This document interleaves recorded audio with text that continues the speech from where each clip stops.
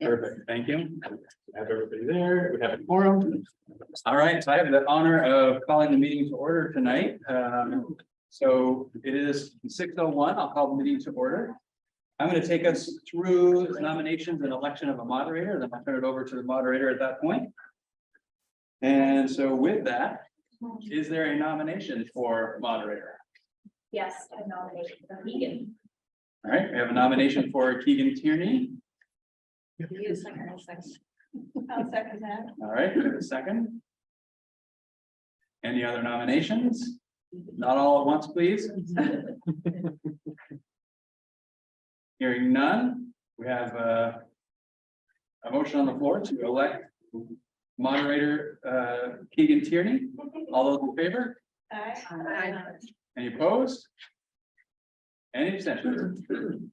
All yours, Keegan. Thank you, Patrick. Okay. So, before we move on to the rest of the agenda for the evening, I'm just gonna run through some quick reminders for the 14 or 15 of us that are here, on the process for Robert's rules. So this meeting is governed by Robert's Rules of Order, except for where Vermont state law takes precedence. Y'all can vote to change the operation of the meeting out of Robert's rules if you choose to do so by a 2/3 vote. Any article must be moved and seconded, and then restated by myself before it is under consideration and debate on the article can begin. I'll restate the motion. The person who made the motion has the right to speak first.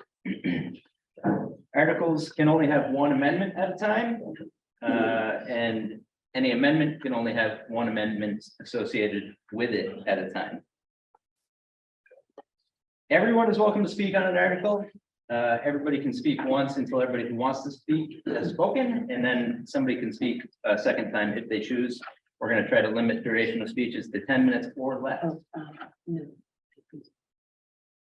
Division of the House can be requested. I think it'd be pretty easy tonight because there's not all that many of us to count.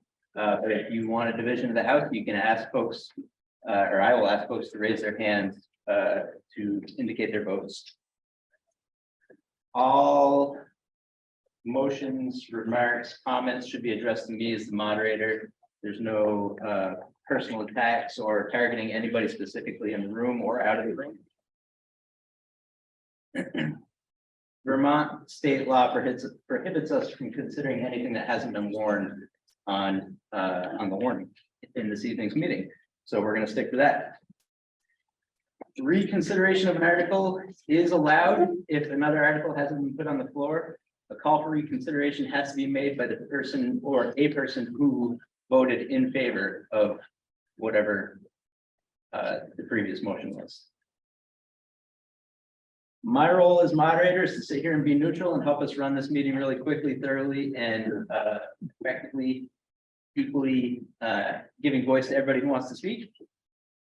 If you think I'm doing it wrong, just tell me and we'll figure it out together, because I've done this 3 times before and 2 times have been on Zoom, so that doesn't count. This is my warm-up for Secretary Town meeting on Saturday. So given the size of the crowd, I'm feeling all right about that. Any registered voter in the school district is allowed to vote tonight or speak freely. Anybody who's not is not allowed to without express consent from the body.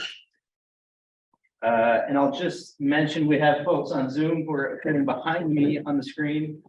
Folks can participate by Zoom tonight, but they can't vote by Zoom. So if you're coming into us remotely, you're here for informational purposes, but you don't get to vote on the article. So with that, thank you all for bearing with me. Is there a motion to bring Article 2 to the floor?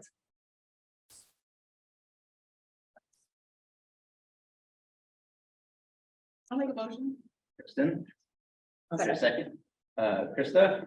So Article 2, to elect the clerk who will assume the office on July 1st, 2023 and serve a 1-year term until the election and qualification of a successor. Is there anybody who'd like to speak to that? I'd like to nominate Jennifer Bauer.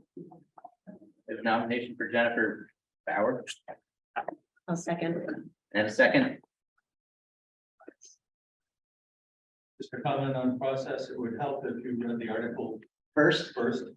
duly noted. Thank you, sir. Any other comments? Okay, on Article 2, to elect a clerk who shall assume the office on July 1st, 2023, serving a one-year term or until the election of a qualification of a successor. All those in favor of Jennifer Bauer? Fine. Aye. Any opposed? Motion carries. Article 3, to elect a treasurer who shall assume the office on July 1st, 2023, and serve a one-year term or until the election and qualification of a successor. Is there someone who would like to move Article 3 to the floor? I nominate Barb Torian. So moved. So moved. Okay, we're gonna move the article first. Is there a second?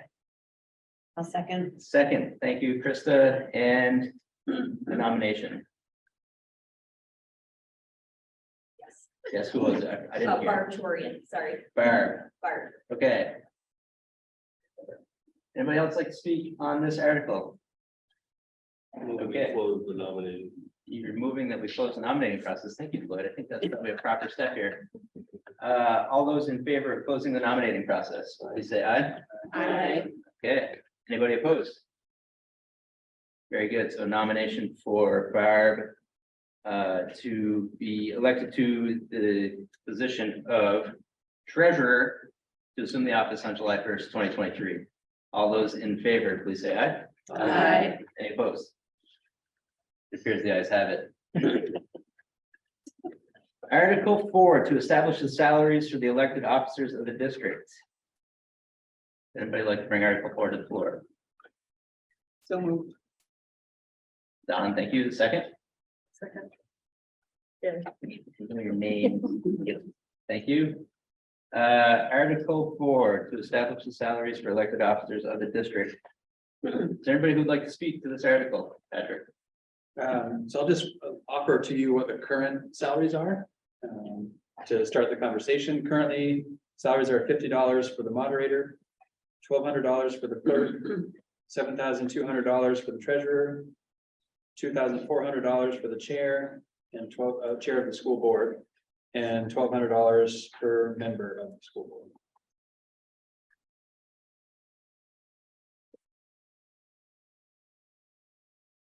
Thank you. Any other comments?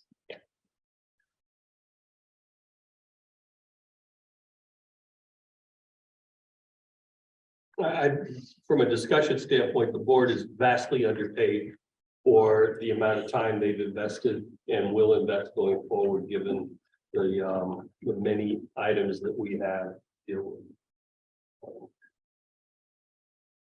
Thank you, Lloyd. Is there anybody else who'd like to speak on Article 4? Is there room in the budget to give them pay?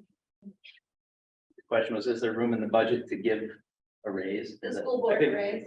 I think the short answer is yes, and the follow-up question is, how much? Because I suppose it depends on what the raise is you're talking about, but yes.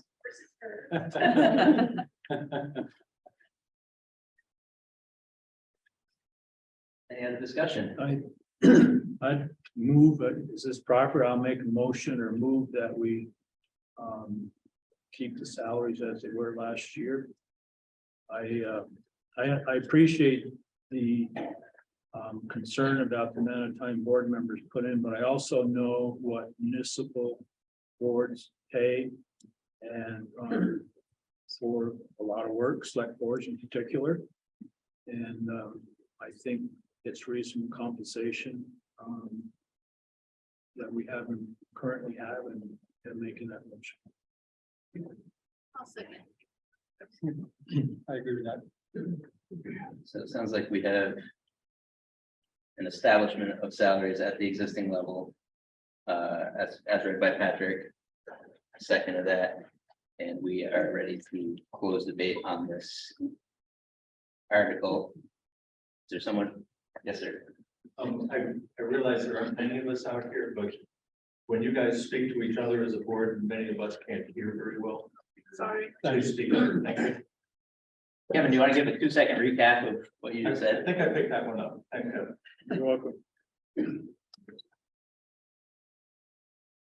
Okay, would we like to close debate on Article 4? All those in favor? Aye. Okay, debate is closed. And Article 4, to establish the salaries of the elected officers of the district. The motion was to keep them the same as the previous year. All those in favor? Any opposed? It appears the ayes have it. Article 5, to hear and act upon the reports of the school district directors and officers. Is there a motion to bring Article 5 to the floor? So moved. So moved from this direction. Krista, thank you. I'll second. Kristen. Article 5, to hear and act upon the reports of the school district directors and officers. Your director or officer who'd like to speak first.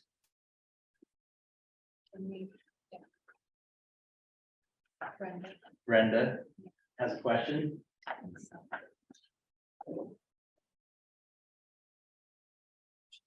You're muted.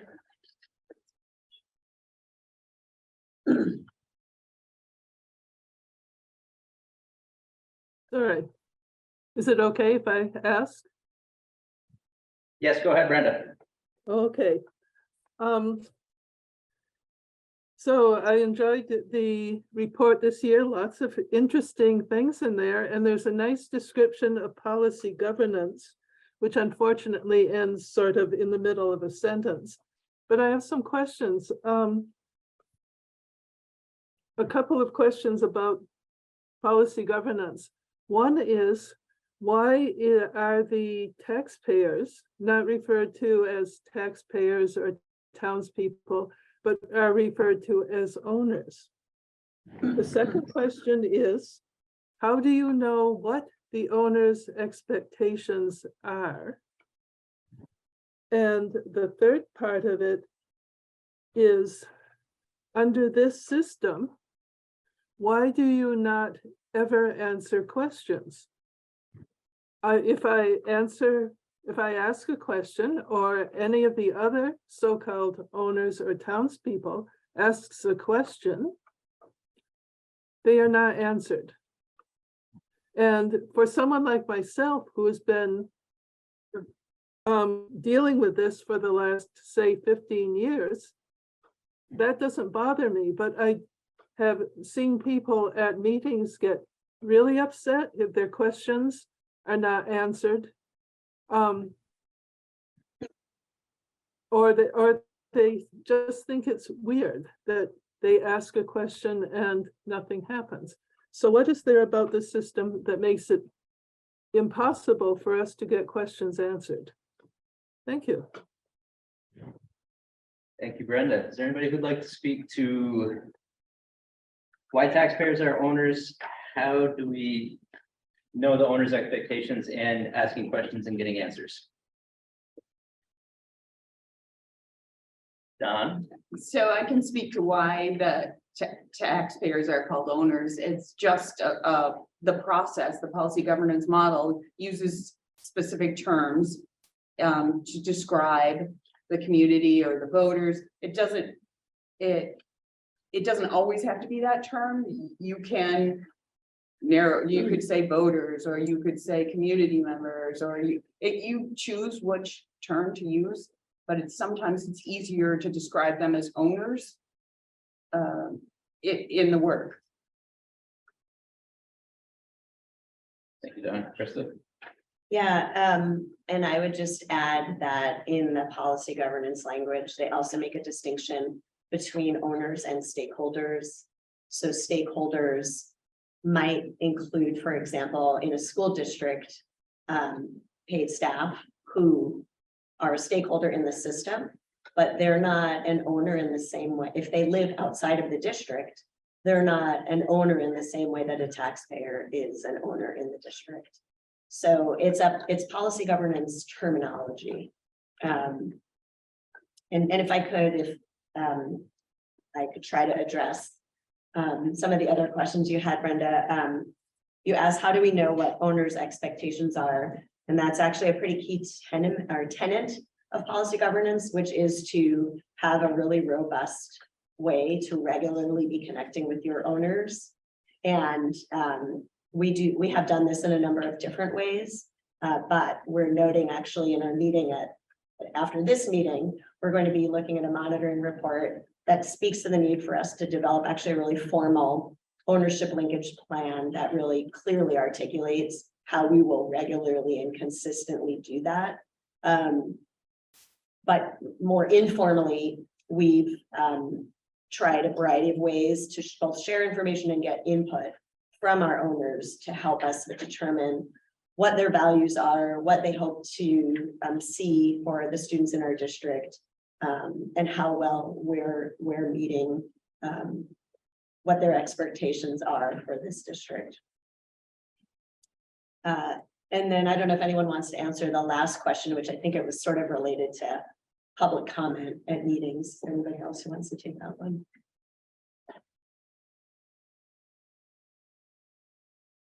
I'll give it a shot.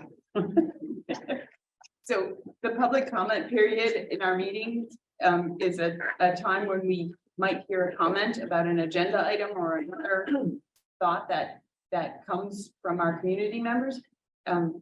Oftentimes we don't know what's going to be said during public comment, so we can't prepare or know what we're going to hear.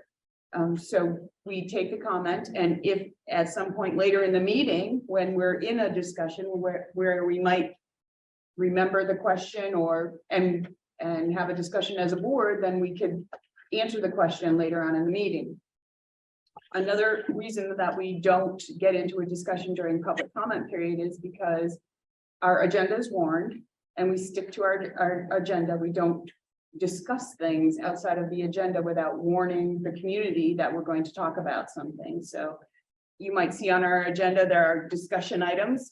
We let the community know we're going to be talking about this, so that and that's another reason why at public comment, we don't get into a discussion, because if you had something you were interested in and we discussed it all at public comment and you didn't know, I'm guessing there'd be people who are unhappy about that. So we warn the meeting, tell everybody what we're going to do in our meeting. And for the most part, barring any emergencies, we stick to our plan so that everybody has an advantage to come and hear our discussion or work about an item on the agenda.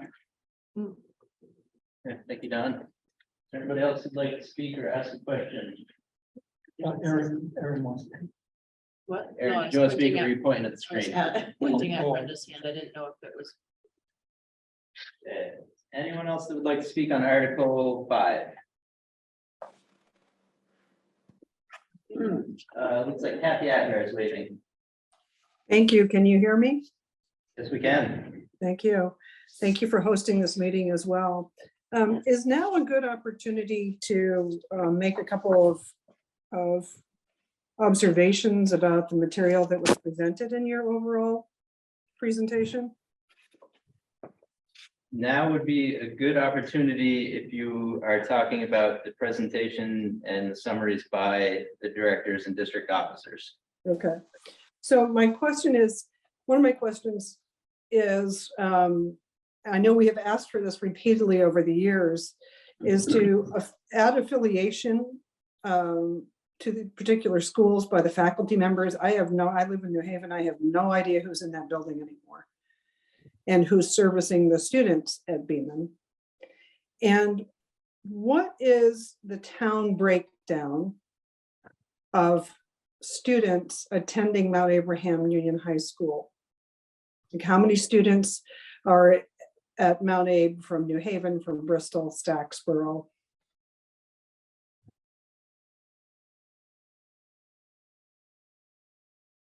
Okay, thank you, Kathy. Is there anybody who'd like to speak to that? Go ahead, Patrick. Yeah, I'm happy to speak to that. So I can't tell you the percentage of students town by town at Mount Abe right now. But Kathy, if you want to send me an email, I'd be happy to get that information for you. Well, I think I'd like to see that information in any kind of documentation you put out. I mean, there's a clear breakdown of the elementary school. You know, how many students we currently have enrolled, but there's nothing about Mount Abraham, and yet we're faced with an incredibly large bill with no understanding of it. The other question I had is, can anyone explain to me what is the buyout for Lincoln? What is Lincoln going to be assessed for leaving the union? I'm just going to interject here. I think I'm going to look for clarity from other folks. That's going to come up in a further article, Kathy, so we'll get to that one when we get to the next article. Anybody else want to speak on Article 5, report outs from the board of directors or the officers of the district?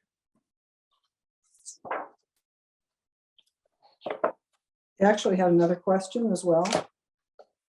Okay, just let me check, see if there's not anybody else who wants to speak for the first time. It's looking like no, so go ahead, Kathy. Thank you very much.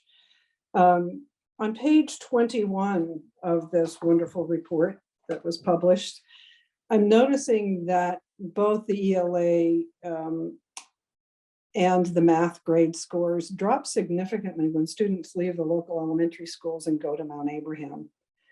Can you explain that?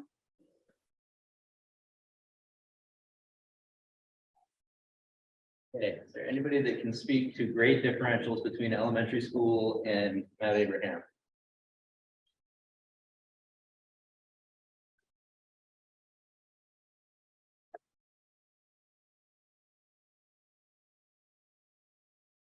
Now that I'm looking at page 21, I wonder if you can ask the question again. So I'm looking at the comparative numbers between ELA grade 5, 6, ELA grade 7, 8, and 9. And then I'm looking at math grade 5, 6, and math grade 7, 8, and 9. And the question is, you see sort of those scores drop as the students go into grade 7, 8, 9, and why is that? Yes.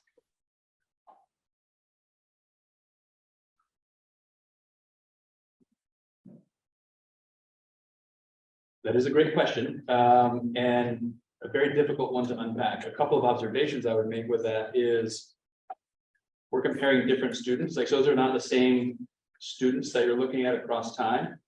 So some of the difference could be explained in the difference in the cohort.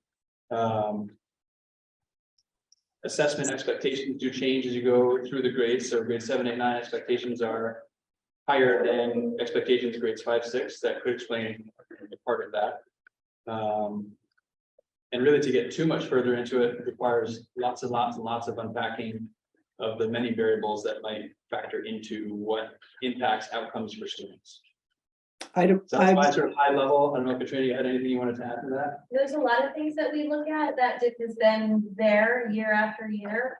And I would say that some of the things that we're doing to try to remedy that, there's some participation rates that aren't as high as we would like. Sometimes the middle schoolers' stamina doesn't allow, for them to want to finish the test. So we're trying some different techniques there.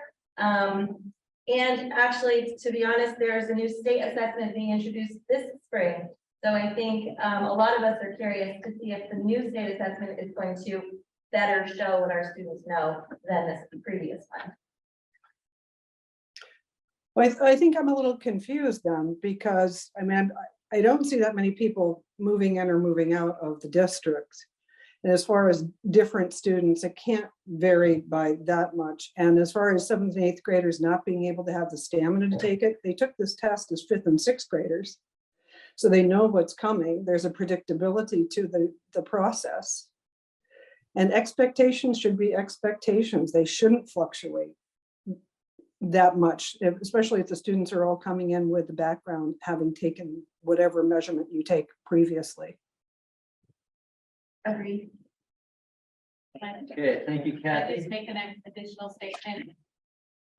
So Kathy, one of the things that we've noticed, and I'm the nurse at Mount Abe, that we've noticed with students, particularly last year and this year, coming off of COVID, their stamina is not as good as 7th and 8th grade. I can't speak for below that, but I can tell you that their ability to pay attention, their ability to really digest what they're being asked to do has shifted. And so we are finding it much more difficult to get them more engaged this year and last year, due in part, as far as I'm concerned, COVID. Thank you. Is there anybody else who'd like to speak on Article 5?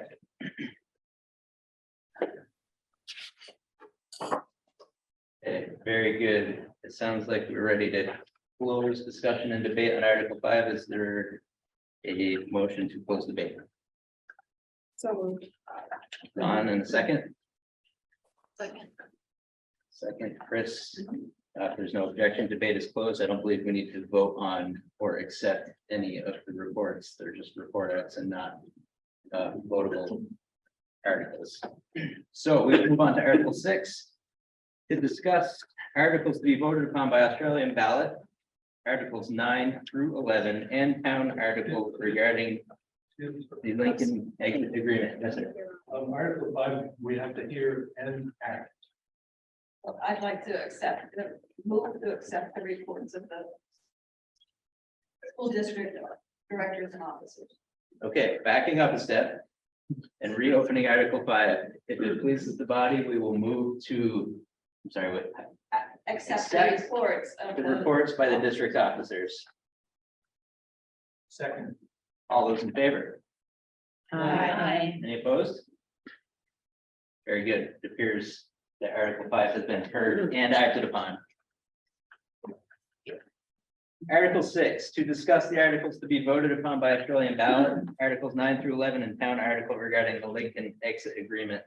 I will read those articles once through before we open discussion. Article 9, shall the legal voters of the Mount Abraham Unified School District authorize the school board of directors to deposit $438,504 of the district's unaudited fund balance in the capital reserve fund.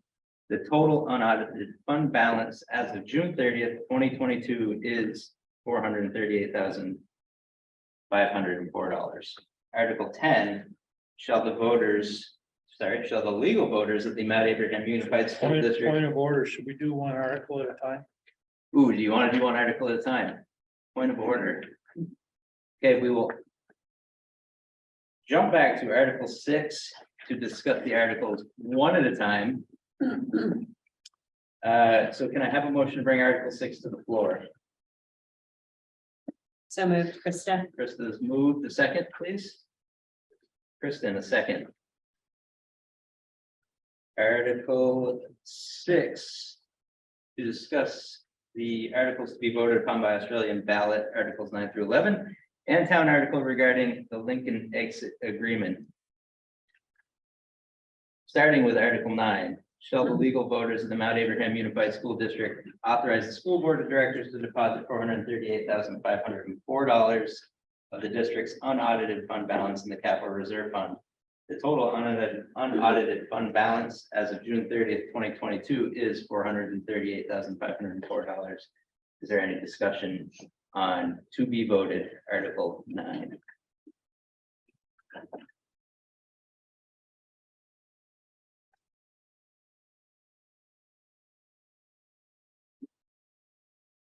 If there's no objection, we will move on to Article 10.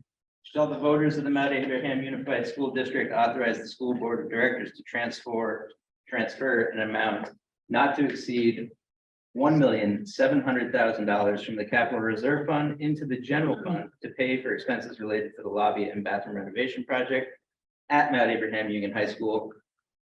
The balance of the capital reserve fund as of June 30th, 2022 was $1,780,118. In consideration of passage of this article and Article 9, the new balance of the capital reserve fund will be no less than $518,622. Is there any discussion on to be voted by Australian ballot Article 10? Yes, Brenda, let's take you first. Okay, I was just wondering if these two articles are voted down, what is the effect on the rest of the budget? Anybody who can speak to the effect on the rest of the budget if these articles are voted down? Patrick. So with Article 9, if that one's voted down, the $438,504 automatically is applied to offset the tax rate. So that's what will default with the fund balance if it's not put into the capital reserve. So I couldn't tell you off the top of my head exactly what the impact of the tax rate would be on that. Likely not a lot in the size of the budget we have. That's not an impactful number from a tax rate perspective.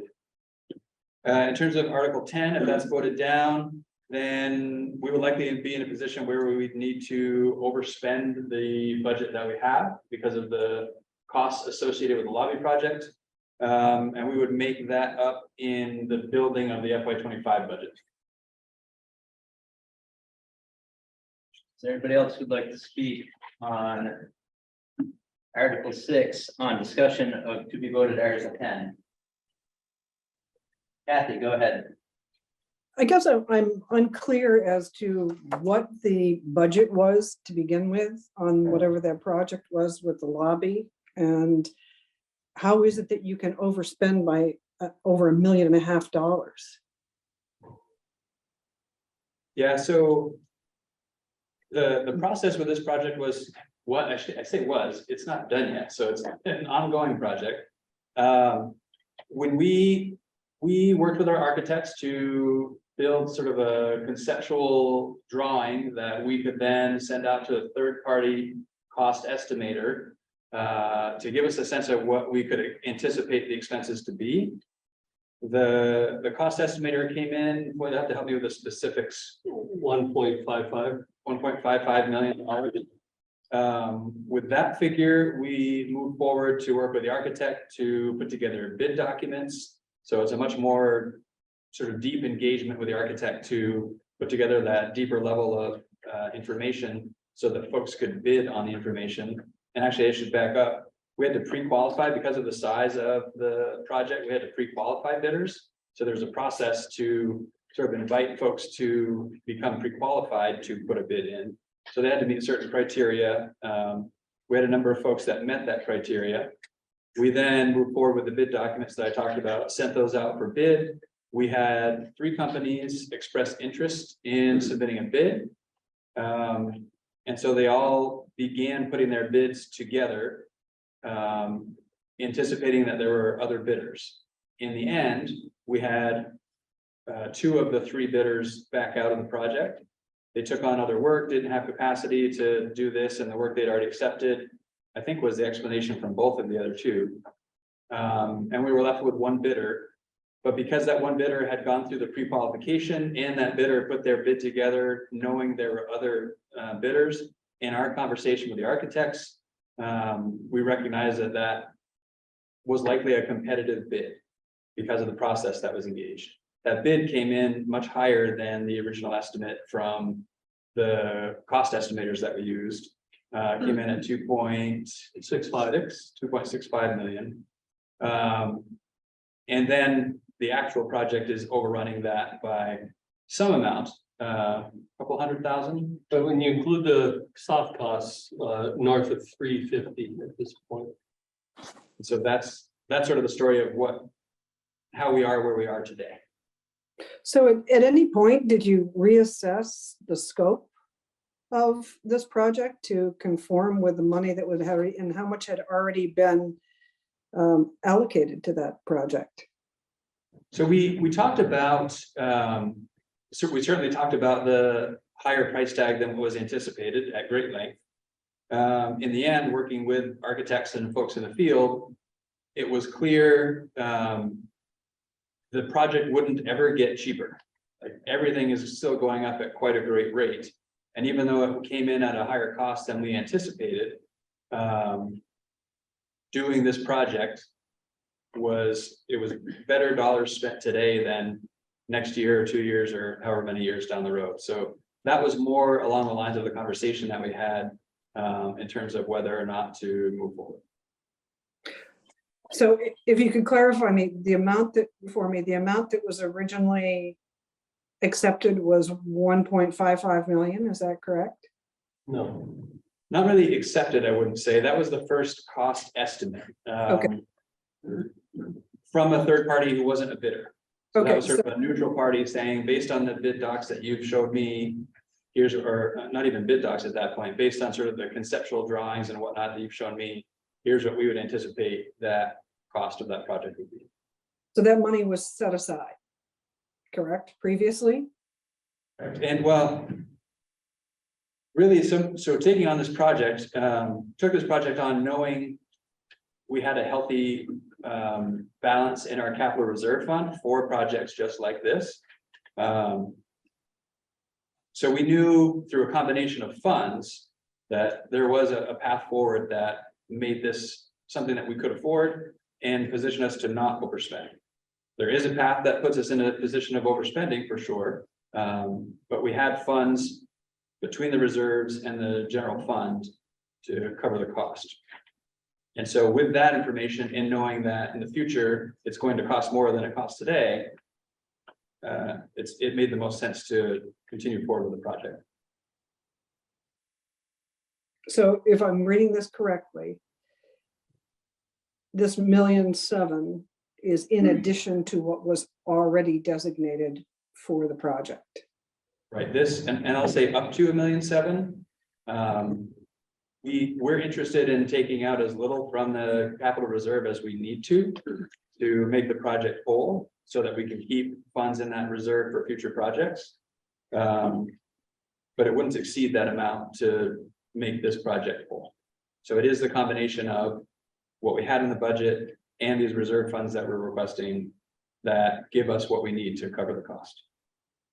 So basically that leaves us with very little in that reserve fund for the projects that you set forth as being a priority, roof, whatever else. Correct. If everything passes as is warned, that puts us a little under 500,000, I think, at 438,000 in the reserve fund. I will add that the budget that is warned also has an addition of 900,000 to the capital construction line. So that helps provide the funds to tackle the projects that we know we have ahead, and we have some big ones still out in front of us. So if Article 10 fails, Mr. Green, what happens? So if Article 10 fails, then we would be in a position of deficit spending the current budget. And then we make up, we don't know exactly how much we'd be deficit spending yet, because it sort of depends on how the year ends. But we would build that deficit into the future budget. Or we could attempt to go to the voters again to access that money. I suppose that's an option. Thank you for your time. Okay, is there anybody else who'd like to speak on Article 6, discussion around Article 10 to be voted by Australian ballot?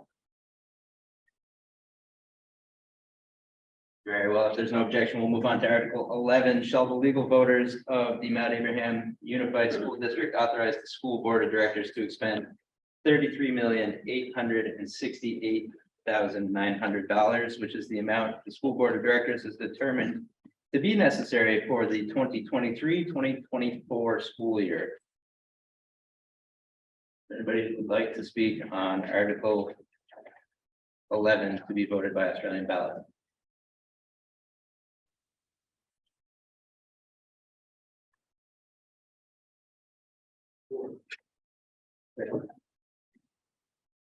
Could someone please brief explanation for the three items which are no longer going to be revenue? That would be education spending revenue, and intensive reimbursement, and forest revenue. Oh, page 33, estimated revenue. I think the ed spending revenue does have a line item in there. Are you looking at the one underneath healthcare recaptured or the one above grant admin fee? Looking on page 30. Estimated revenue? Yep. For ed spending revenue? Yes. And as I go across that, I'm looking at 27 million, 26 million, 26.9, 28.2, 28 million. If budget year is 24. Are we on the same line? Yes, we are. And then we're looking at a negative 252,904. So that's a decrease in the education spending. So education spending is change. total, yeah. And that decrease, so that's a decrease. Education spending is the difference between our overall expenses and our revenue. And so that is the education spending that you see here. And it shows that we're spending less in education revenue, in part because we have one school less next year than we have this year. And the other line question was then intensive reimbursement. It was a change in the way the state funds special education. where they use the reimbursement model, where you would incur expenses and a percentage of that you would seek reimbursement. They moved to a block grant, the line just above, which incorporates that revenue. And the last one, very simple one, is the forest revenue. Where did that originally come from? Where did it go to? Kind of like it Lincoln. was the Lincoln's forest revenue funds, and that will stay with that district going forward. Thank you. Sure. Anybody else like to speak to Article 6, discussing Article 11? Yes, Kathy, go ahead. Could you also explain to me what, again, on page 33, and what the Services to Vermont LEA's UPK coordinator expenditure is? It's up almost 63%.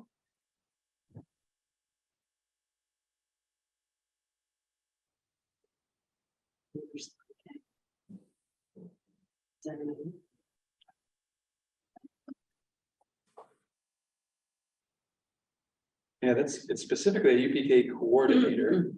I'd have to dig into exactly what the difference is. Maybe Floyd can do a little of that digging while we talk, if it's possible. I can set the stage for the big picture. So in Addison County, we share a universal pre-K coordinator. That's someone who really has sort of a really good pulse on what's happening in early education centers, childcare, as well as sort of early education centers, both public that we run and private. And we share that person with the other two school districts in Addison County, being Addison Central and Addison Northwest. So that person's total compensation divided historically was divided three ways. This year, there was a little bit of a shift. That person is employed now by Addison Central for 0.5 of their time. The other 0.5 is now shared three ways with the district. So I suspect that 18.9 is related to some of that shifting in how we share those costs. And I see Floyd has his digging into numbers based on, so we may be able to circle back to that to get you a little bit more detail, Kathy. Okay, well, Floyd digs. Is there anybody else who'd like to speak?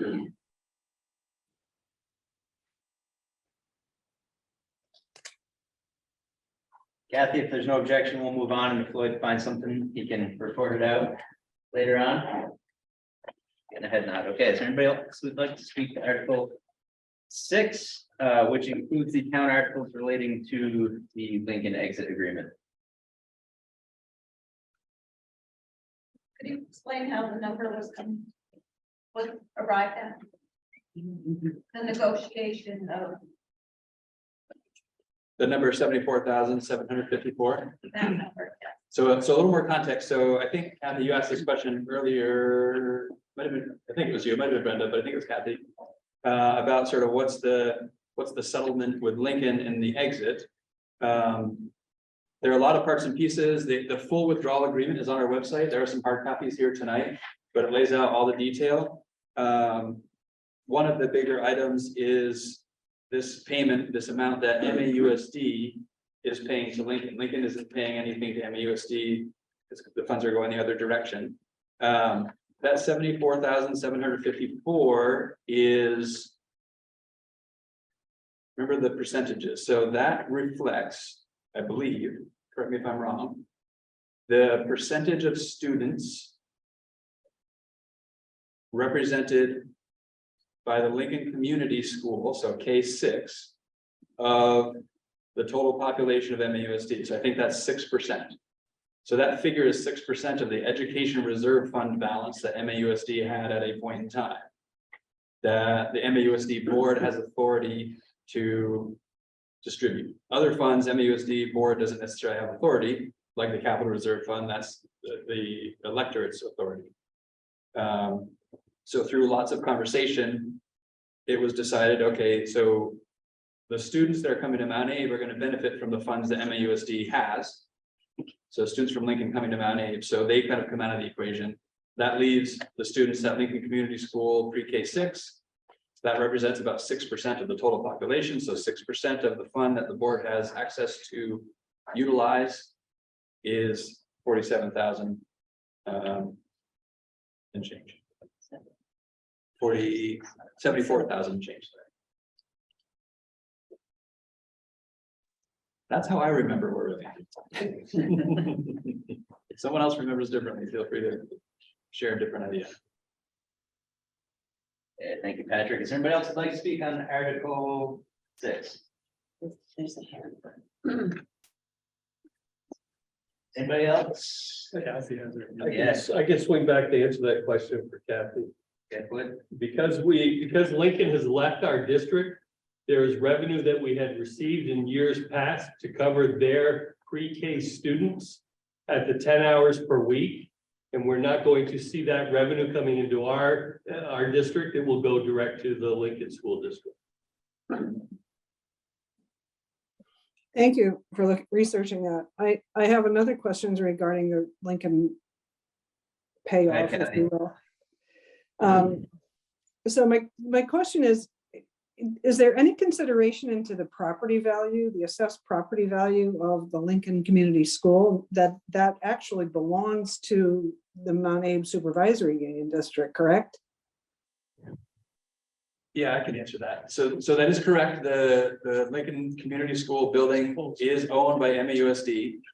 And in the Articles of Agreement, it's made clear that if MAUSD should cease to using that building for educational purposes, that it's sold back to the town of Lincoln for $1. So that's already spelled out in the disposal of real estate in the Articles of Agreement. We've worked with attorneys to clarify that, it's not really going back to the town of Lincoln so much as it's going to the Lincoln School District. And they felt like the same language applied in that transfer. I will say a component related to the transfer of the building is tied to the bond. So MAUSD owns the building and MAUSD owns the bond currently on the building. And one of the conditions of transferring the building back for $1 is that Lincoln assumes the bond, the balance of the bond for the building.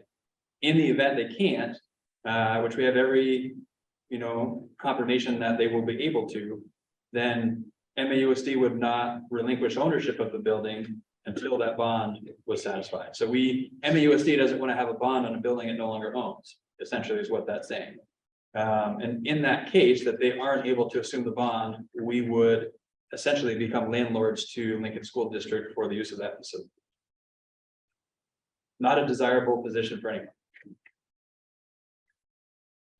So we could stand to lose that $700,000, whatever that amount is, as the school district minus Lincoln. And again, New Haven would absorb probably the second highest payout for that.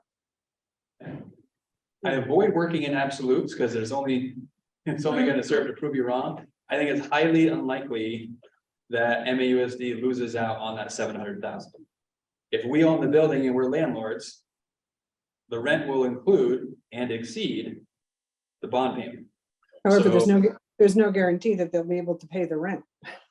Well, that's why I avoid absolutes. But every indication points to this is going to work out one of two ways. Most likely, they will assume the bond and they take over the building, and we don't have that sort of connection. Okay, others, Kevin. In the exit agreement, that whole long paragraph, what I'm hearing you say, Patrick, is different than what I thought I read. I thought I had read that if they cannot assume the bond, they would still get the building. We would hold the bond and they'd be responsible to pay us. Correct. But they would get the building. No, so we would own the building still. That we're not, and that has been, I've had many hours of conversation with Dina on this. MAUSD is not going to relinquish ownership of the building until the bond is transferred to Lincoln. In the event that we retain ownership and retain the bond, we then rent to Lincoln School District for a set fee, whatever that amount is, presumably covers the entire bond payment and whatever else. So we're made whole in the end. It's a complicated relationship that is best to avoid, and it looks like we'll be able to avoid it. But that's the position we would find ourselves. I'll read it again So will I. with that information. So will I. And I'm leaning as much on my conversations with our legal counsel who drafted this. As much as anything to interpret what this is saying. But Well, we'll look at it. the bond would run with the property. That's the reason for it. That's the nutshell right there. So just more clarification, this agreeing to the exit agreement means that we're agreeing that we're gonna pay Lincoln the money. It doesn't mean that we're stopping Lincoln from leaving the district. This is Correct. just really about the money. Lincoln's withdrawal is unconditional. Some other towns that were looking at a withdrawal had a conditional withdrawal from the state board. Lincoln advocated to exit under past law. And that law did not have any conditions. So regardless of the outcome of this vote, Lincoln has already withdrawn. I think that's one other clarification. Lincoln was withdrawn as of last May 18th. We've continued to serve their students because everything had, like the budget had been built. We are already sort of in a relationship to collect the taxes, et cetera. So we're essentially providing a fee for service for Lincoln students this year. And starting July 1st, Lincoln School District is responsible for that full education, their own budget. They're going to be collecting taxes from Lincoln taxpayers, et cetera. So regardless of the result of this vote, Lincoln is withdrawing July 1st. Operating July 1st.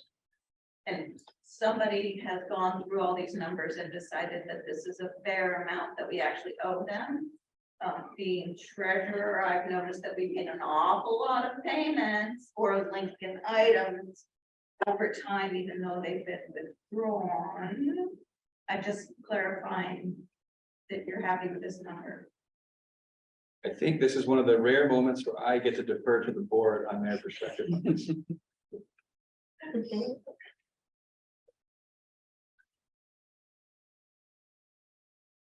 Is there anybody on the board who would like to speak to Okay, that so question? means nobody's happy with this number. Which might make it the fair number. In negotiations, if nobody's happy, that might be, That is possible. yeah.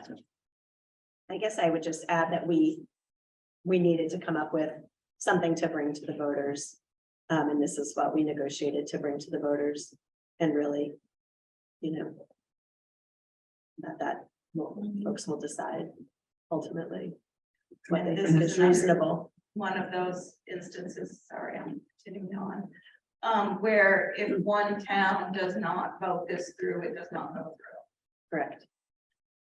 Thank you for the clarification. Just add, I mean, there were extensive negotiations between the MAUSD board and the Lincoln board about this. It was I know it's not easy. so we tried to come up with a number that would be acceptable to both sides. I think my question, to piggyback on Barb's question. So you just got done saying that it seemed like a reasonable number, but I'm not hearing any foundation upon basing that number. I think if I heard correctly before, Patrick reported how the number was arrived at, the $74,000 number. You have a 2-second synopsis of that, Patrick? I do. Okay. So that represents 6% of the education reserve fund, which is a fund the board has authority to spend. And 6% came from the recognition that the Lincoln Community School K-6 students represents 6% of the total student body in MAUSD. So it's actually, then what it is 6% of the reserve fund, period. Education reserve, there are two different reserve funds. This is Okay. specifically 6% of the ed reserve. It doesn't include the capital reserve. Anybody else? Yes, sir. What's the consequences if the town vote down? I guess a consequence that comes to mind immediately is more legal fees. Because it require more conversations to figure out, so now what? And I'm sure there will be different legal opinions about what's next. So we'd have to kind of figure that out. One thing we've recognized throughout this process is there's been a lot of sort of uncharted territory that we found ourselves in. And I think that's another example of what we would say is uncharted territory. Anybody else would like to speak on Article 6?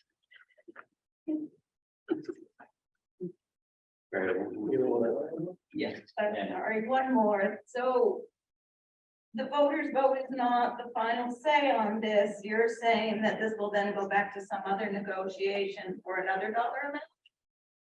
If this passes in all the towns, it's done.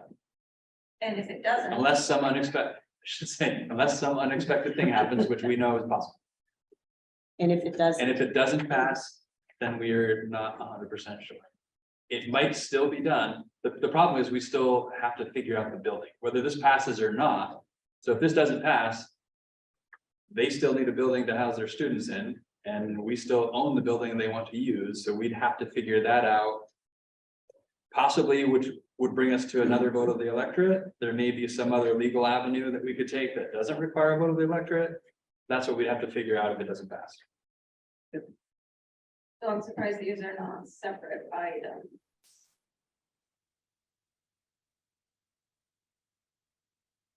Sorry. Just thinking about how to reframe that statement question as a question, but we had a hand up over here. And then I guess the other thing is, if this is voted down, it will be incumbent on Lincoln to come back to the table with another proposal, knowing that this one wasn't accepted.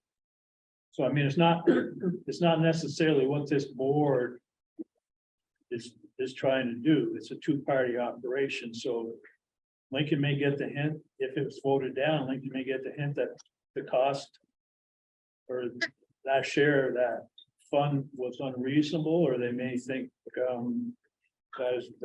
they want to have it voted on again, or whatever the case may be. But there's this, I guess my short answer, there's a component of what Lincoln is going to do as opposed to what this board will do.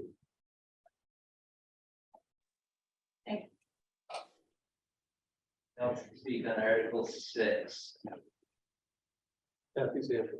Kathy, go ahead.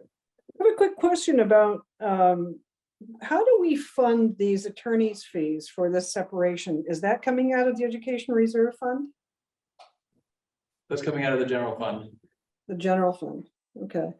Because it would make sense to me that if Lincoln has pursued this and it's incurred a cost to the district, that Lincoln should also absorb that cost as well, and that should be reduced from their request for the funds.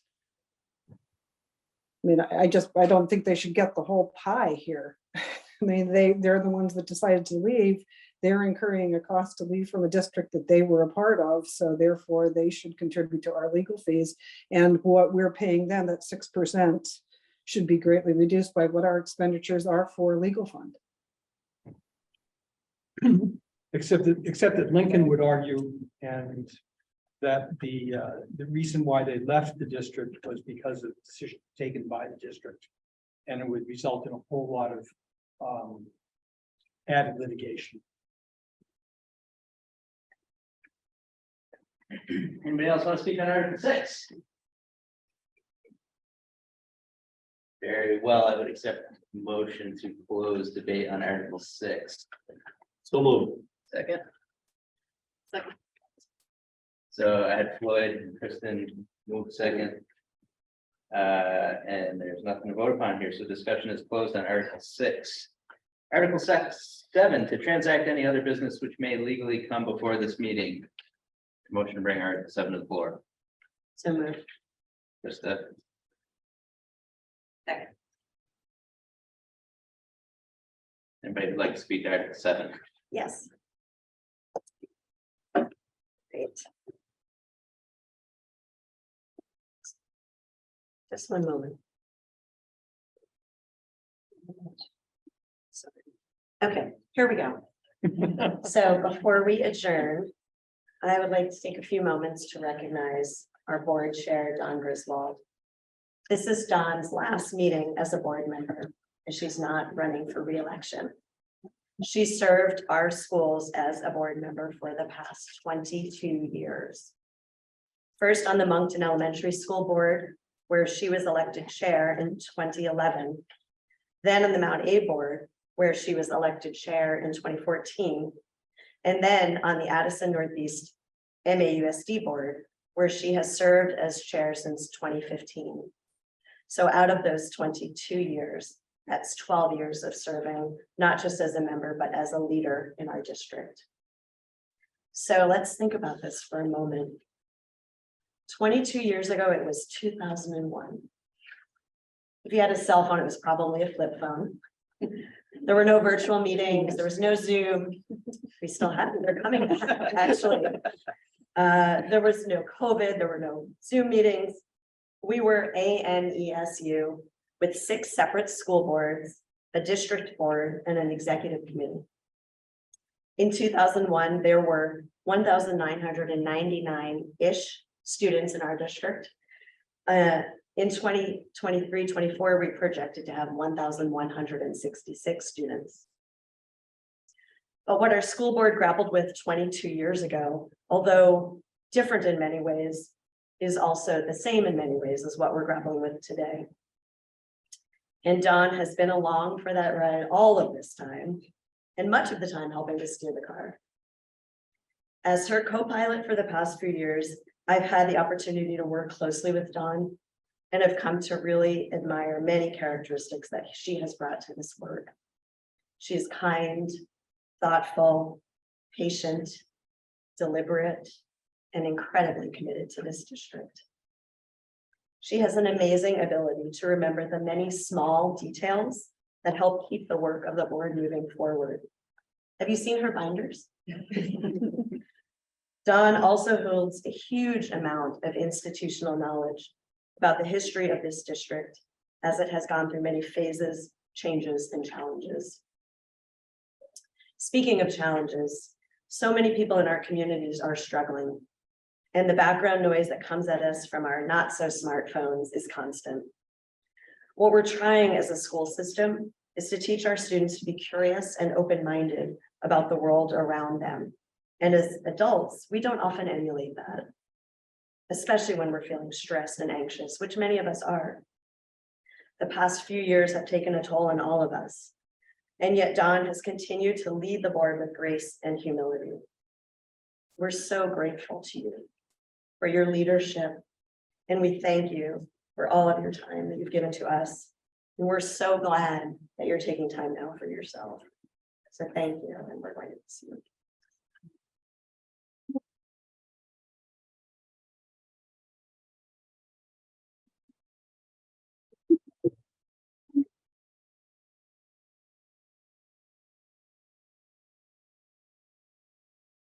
And there is something that we hope you will make good use of to take care of yourself. Can I say something? Thank you all for your kind thoughts. When I was first approached to join the board in 2001, a board member called and said, I just want to tell you a little bit about the work. And we kind of talked for about a half an hour, and at the end of the conversation, she said, but the most important thing is, if you don't have the support at home, this isn't going to work. So I'm grateful for my husband and my family for filling the gaps over the 22 years. I wouldn't have lasted this long if I hadn't had the support behind me. I'm also grateful for the town of Moncton voters who for 22 years voted, and it was an honor and privilege to serve the town and the students. And I'm grateful that the many board members, administration, staff that I met along the way. I take a little piece of you with me as I go. And I'm very grateful for all of you. So as you go forward, I usually like to tell you a story. I'm not going to tell you a story. I'm going to tell you something I told the staff, or a version of it that I told the staff when they started the school year this year. As you move forward and the work gets hard, may your coffee be strong and your meetings be shorter. Hear, hear. So thank you.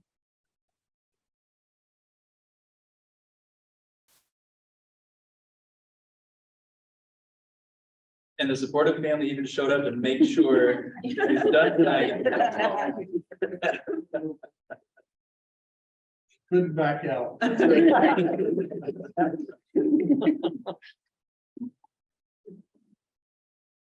Anyone else would like to speak on Article 7?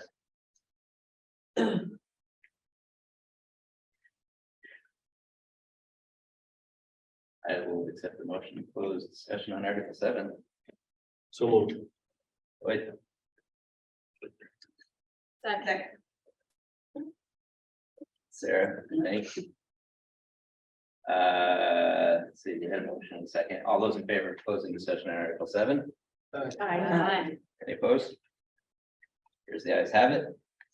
And Article 8, is there a motion to bring Article 8 to the floor, which is to adjourn the meeting until 7 a.m. March 7th, 2023, when Australian ballot voting by Australian ballot shall commence. Is there a second? Second. Is there any discussion on Article 8?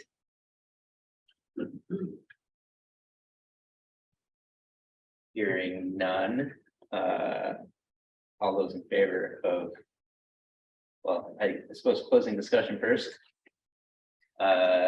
Please indicate by saying aye. Aye. All those in favor of adjourning, please indicate by saying aye. Aye. Any nays? Very well, I think we're done then. Did Thank you. it. Make some lemonade and cookies on the way out.